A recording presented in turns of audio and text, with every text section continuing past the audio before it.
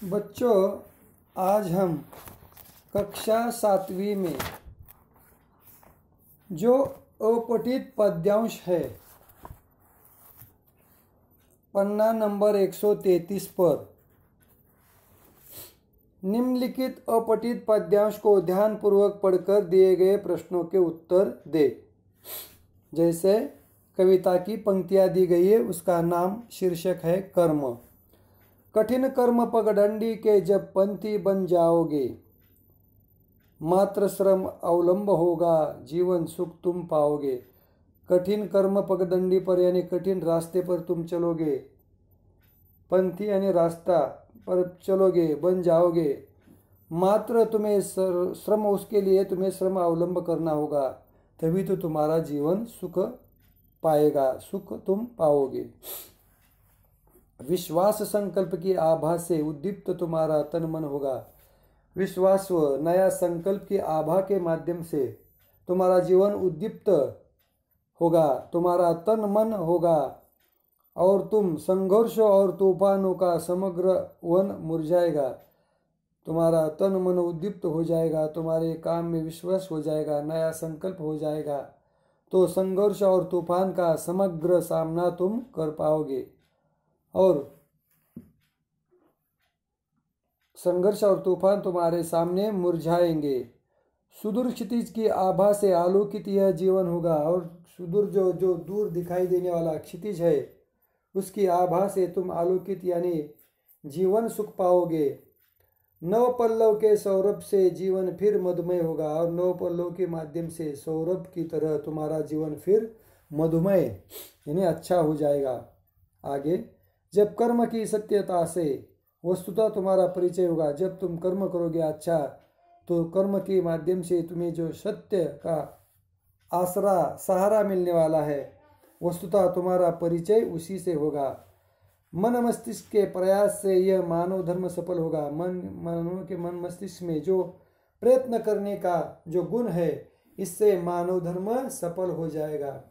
इस तरह से निम्नलिखित अपठित पद्यांश को ध्यानपूर्वक पढ़ने के बाद कवि ने इसे शीर्षक को पंक्तियों को कर्म नाम दिया है, लेकिन मैं इसे अच्छी तरह से नाम देने के लिए इस कविता को पढ़ने के बाद सोचता हूँ कि कर्म का फल जिस प्रकार का तुम कर्म करोगे, उसी प्रकार का फल तुम्हें मिलेगा।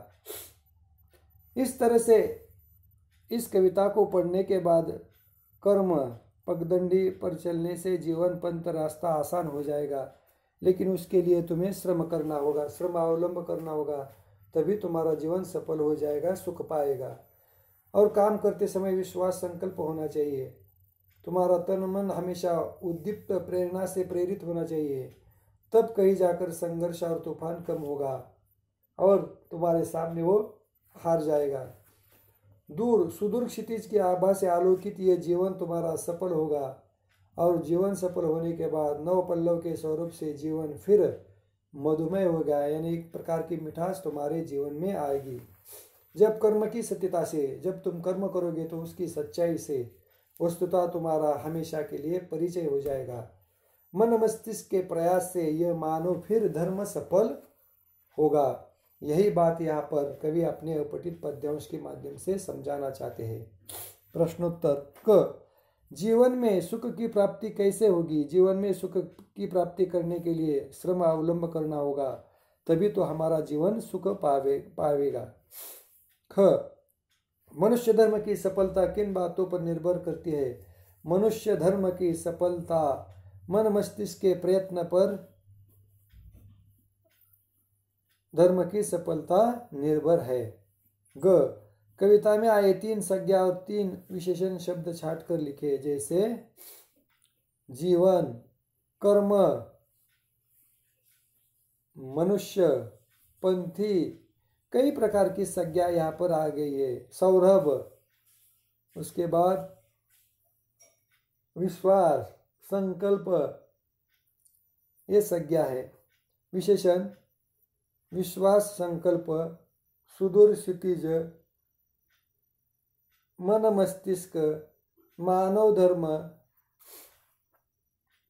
जीवन सुख, तन मन आदि के माध्यम से हमें यहाँ पर संज्ञाओं के साथ विशेषण के भी शब्द यहाँ पर दिए गए हैं।